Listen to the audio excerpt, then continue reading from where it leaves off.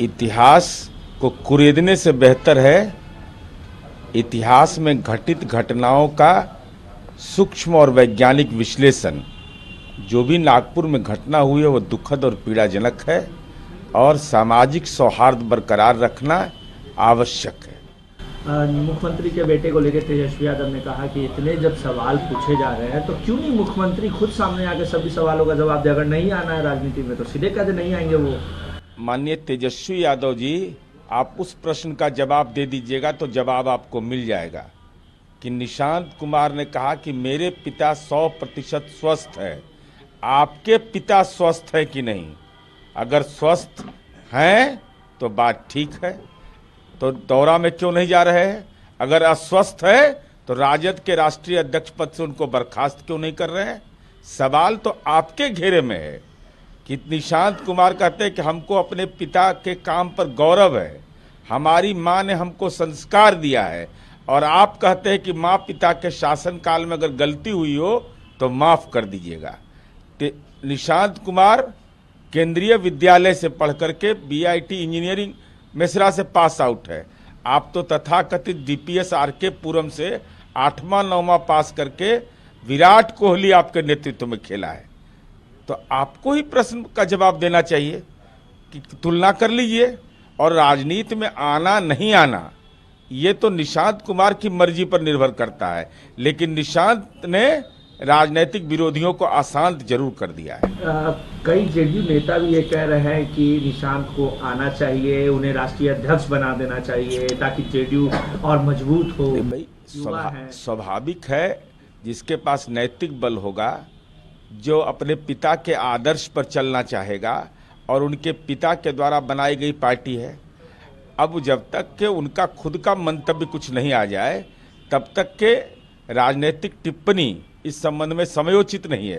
लेकिन इतना तो तय हो गया कि निशांत कुमार की चर्चा ने ही विरोधियों को अशांत कर दिया है। बिहार में लगातार आपराधिक घटनाएं हो रही हैं। मुजफ्फरपुर में भी घटना हुई जिसमें पुलिस भागती हुई नजर आ रही है, खुद को थाने में बंद कर दे रही है, फिर भी जो लोग हैं वो पथराव कर रहे हैं।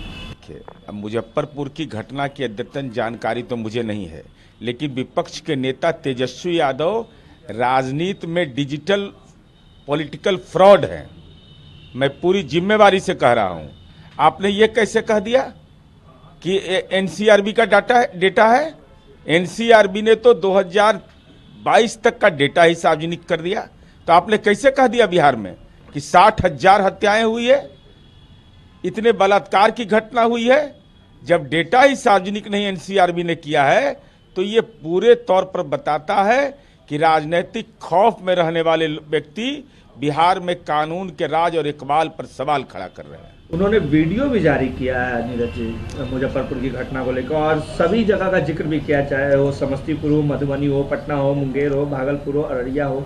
1.5 दर्जन से भी पुलिस कर्मियों पे हमला हुआ है और उसका वीडियो उन्होंने साझा किया है। मैं अभी तुरंत जानकारी लेके बता दूंगा, लेकिन पहले तेजस्वी यादव बताएं कि NCRB का डेटा आपने कैसे फेसबुक पर डाला?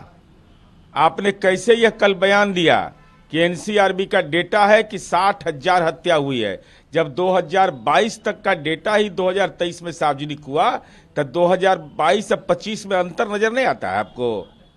60,000 कहाँ हुआ है? मैं चुनौती के साथ कहता हूं कि तेजस्वी यादव जी, जो आपराधिक घटना हुई है उसमें जो एक्शन टेकन है वह भी हमारे पास है। आप अपने पीरियड में जब महागठबंधन की सरकार थी उस समय अपराध का दर ज्यादा था, इसलिए राजनीति के चंडूखाना में घूम करके बिहार के लोगों को अज्ञानी मत समझिए। नीतीश कुमार जी के इकबाल पर उसको भरोसा है। भूंजा गैंग बता रहे हैं मुख्यमंत्री, और भूंजा गैंग के साथ बैठे रहते हैं, कुछ काम नहीं होता है बिहार में, अपराधी लगातार आपराधिक घटनाएं दे रहे हैं। मेडिकल कॉलेज वही बना दिए, इंजीनियरिंग कॉलेज वही बना दिए, उनके पिताजी जो मेरीन ड्राइव पर शाम में घूमते हैं वही बना दिए। अरे आप बनाए भी तो महुआ बाग में आलीशान मकान बना रहे हैं, अट्टालिका बना रहे हैं। नीतीश कुमार जी का काम बोलता है। फुलवरिया आपके गांव में, आपके घर की गली भी नीतीश कुमार जी के शासनकाल में बना। आपकी माता राबड़ी देवी जी के नाम पर मुख्यमंत्री रहते हुए उन्होंने सेलार कला अपने नहिरा में राबड़ी देवी उच्च विद्यालय बनाया, वहां भी 16 कमरा माननीय नीतीश कुमार जी नहीं बनाया। राक्षस राज भी बता रहे हैं। भाई स्वाभाविक है ना, जिस भाई 7वां 8वां 9वां पास है तथाकथित, तो उनके शब्द तो अंग्रेजी नहीं बोल रहे हैं आजकल, हिंदी में बोल रहे हैं, तो बड़ा दुखद पक्ष है। 8वां 9वां पास हैं और राक्षस राज है, तो कैसे घूम रहे हैं आप बिहार में? कार्यकर्ता दर्शन संवाद यात्रा कैसे कर रहे हैं? कैसे आपके पिताजी सुबह में महुआ बाग का दौरा करते हैं, शाम में मेरीन ड्राइव घूमते हैं? कैसे आपके परिजन संसदीय क्षेत्र में घूमते हैं? जवाब दीजिए ना। आपके भाई तेज प्रताप यादव कैसे कृष्ण भगवान का पूजा करने के लिए जाते हैं?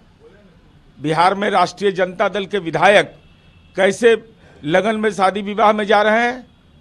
अगर ये कानून का राज नहीं है तो ये सवाल का जवाब देना चाहिए। और सबसे बड़ा है कि एनसीआरबी का डेटा आपने गलत तरीके से कोट क्यों कर दिया? आज मुख्यमंत्री बैठक भी करने जा रहे हैं लॉ एंड ऑर्डर को लेके। वो तो रूटीन प्रक्रिया है। माननीय मुख्यमंत्री जी का यूएसपी यूनिक सेलिंग पॉइंट है कि अपराध करोगे जेल जाओगे, कोई बचाने वाला नहीं मिलेगा। और जो पुलिस कर्मियों के साथ जो हुआ है उस सब मामले में स्पीडी ट्रायल होगा। फॉर जॉब मामले में फिर से लालू प्रसाद यादव सहित उनके परिवार पर समन मिल गए। तो माननीय लालू प्रसाद जी का तो राजनीति का श्रृंगार है यह। नौकरी के बदले जमीन दो, तो पटना में 43 बीघा 12 कट्ठा 16 दूर जमीन, वर्तमान विक्रय मूल्य 468 करोड़ का केवल पटना में। गोपालगंज, औरंगाबाद, मुजफ्फरपुर, दिल्ली छोड़ दीजिए। तो स्वाभाविक है लैंड फॉर जॉब जो मामला है उसमें तो पेशी होना ही है। और वीडियो कॉन्फ्रेंसिंग से करिएगा, सदैव पेश करिएगा, और राजनीति में ऐसे व्यक्ति के रूप में आप नामित किए जाइएगा कि अपने जीवन काल में ही अपने पूरे परिवार को लपेटे में ले लिया। और मान्यवर लालू प्रसाद जी, अपने पिता का नाम आपका गौरव से लिया जाता, अब आप कोर्ट और कचहरी में आपके नाम के साथ आपका पिता का नाम का भी पुकार होगा। यही है समाजवाद का विकृत स्वरूप, परिवारवाद का नंगा स्वरूप। लेकिन राबड़ी देवी ने इसको लेकर कहा था बिहार विधान परिषद में कि लालू जी को फंसाया गया है और हम लोग बिहारी डरने वाले नहीं है, बिहार छोड़ के भागने वाले नहीं। तो लालू जी को जब चार्जशीट हुआ था उस समय इनके पतिदेव ही केंद्र में थे, मान्यवर लालू प्रसाद जी। तो कौन फंसा दिया आपको? केंद्र में आपकी सरकार, ताला चाबी लेके घूम रहे थे, किंग मेकर बने हुए थे। तो किंग मेकर फंसे तो उस समय कौन थे देश के प्रधानमंत्री? वो तो यूपीए की सरकार थी। और इतनी संपत्ति आपने अर्जित किया है तो राजनीति में भुगतना तो पड़ेगा आपको।